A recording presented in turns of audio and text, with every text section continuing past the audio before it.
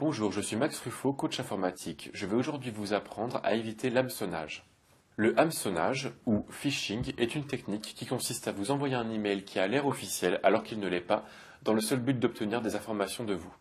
Les informations demandées sont très souvent personnelles, donc des mots de passe, des identifiants, et bancaires.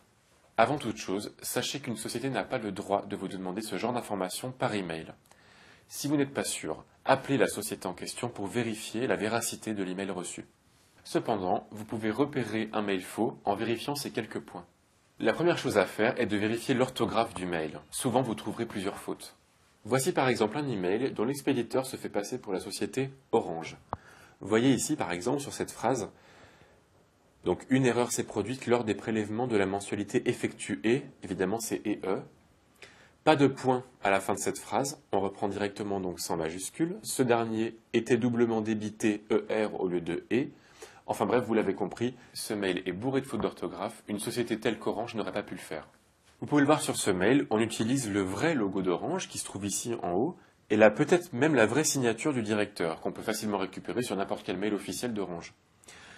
Simplement la différence, c'est qu'on va avoir un lien sur lequel on doit soi-disant cliquer pour rentrer à nouveau nos informations bancaires. Si vous cliquez sur ce lien, vous arriverez sur un site qui ressemble à Orange, mais qui n'est pas Orange, où on vous demande de rentrer à nouveau vos coordonnées bancaires. Évitez de remplir ce genre de formulaire, vous risqueriez d'avoir des sommes prélevées astronomiques.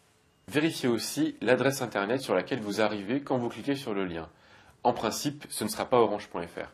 Sur cet exemple, vous voyez que l'adresse du site indiquée ici n'est pas réellement orange.fr, c'est ornage.fr.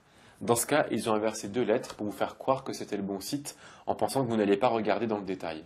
De manière générale, évitez de communiquer toute information par email à n'importe qui, surtout quand on vous propose des liens aussi criards que celui-ci. Il est impossible qu'Orange vous tutoie et vous voit dans la même phrase. Voilà, vous savez maintenant éviter le phishing ou le hameçonnage sur Internet.